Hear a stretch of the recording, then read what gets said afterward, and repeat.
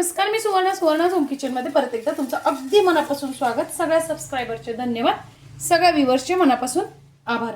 आज आपण खूप छान अशी रेसिपी बघणार आहोत, ती म्हणजे मुगाचे भजे। ते पण अगदी खमंग खुसखुशीत, ते सोडा वगैरे काही न वापरता छान असे आपण मस्त असे मुगाचे भजे बनवणार आहोत। तर बघा, त्यासाठी मी इथे 2 वाट्या आपली जी पिवळी मुगाची डाळ असते ना, ती भिजून घेतलेली आहे। तुमच्याकडे सालीची मुगाची डाळ असेल ती भिजून घेतली तरीही चालेल। बरेच जण काय करतात, याच्यात पोहे घालतात, तांदूळ घालतात। अजिबात तसं काहीही करायची गरज नाही। मी तुम्हाला एक पुढे ट्रिक सांगणार आहे, त्या पद्धतीने जर तुम्ही केले ना, तर तुम्हाला हे सगळं करायची काहीच गरज नाही, तरी सुद्धा आपले भजे खूप सुंदर असे तयार होतात।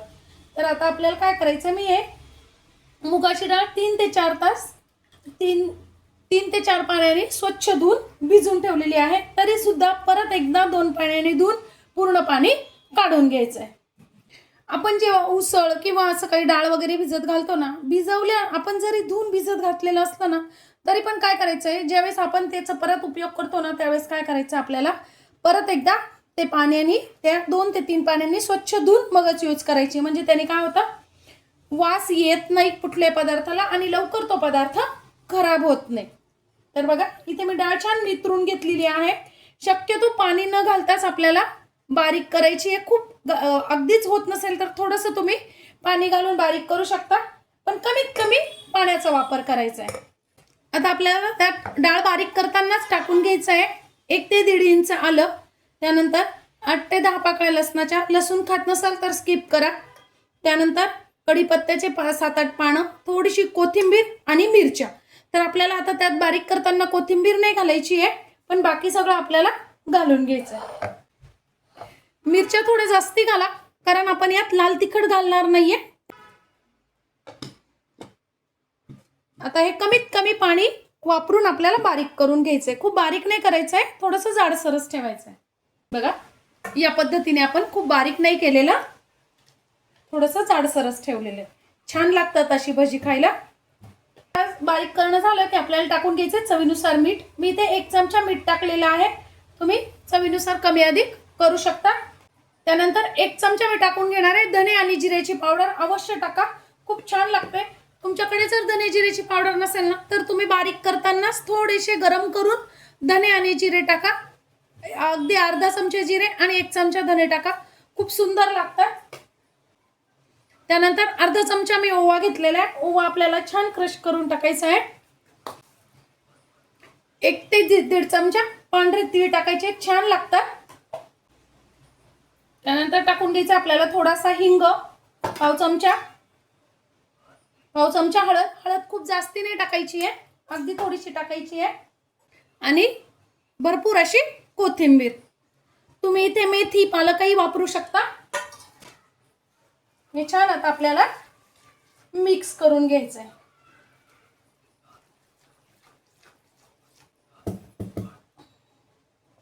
इथे पाहिजे तर तुम्ही लाल तिखटही वापरू शकता, मी नाही वापरणार आहे। आणि आता आपले भजे अगदी हलके, बघा कोणाकोणाचे भजे काय होतात, खूप वातड होतात किंवा मग असे म्हणजे ज्याला असं म्हणतात की कडक भजी होतात। म्हणजे कुरकुरीत पण होत नाही आणि खमंग पण होत नाही, वातड असे थोडेसे होतात आणि कोरडे होतात। तर तसे भजे होऊ नये म्हणून आपल्याला काय करायचंय, हे जे पीठ आहे ना, हे आपल्याला जवळजवळ 4 ते 5 मिनिट असं छान फेटायचंय। बघा, हातानेच फेटायचंय आणि ते पण फेटताना एकाच दिशेने फेटायचंय, म्हणजे आपलं पीठ छान अशी हवा भरली जाते त्याच्यात आणि भजे आपले हलके फुलके खमंग होतात।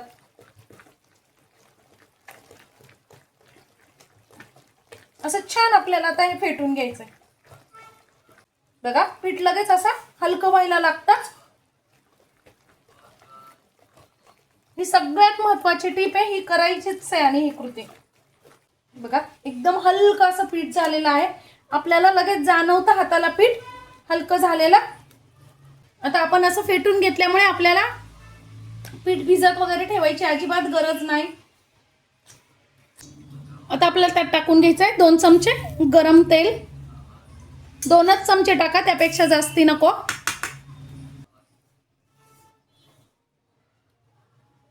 मीडियम गॅसवर छान खमंग कुरकुरीत होईपर्यंत भजे तळून घ्यायचे.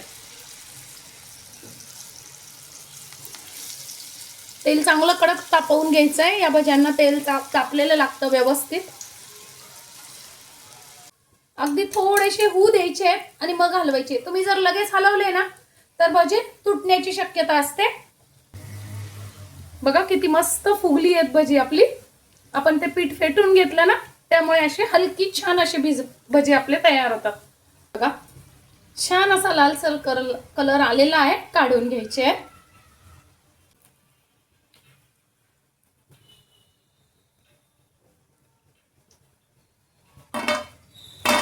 बघा आवाज येतोय ना, इतके छान असे आपले भजे झालेले आहेत.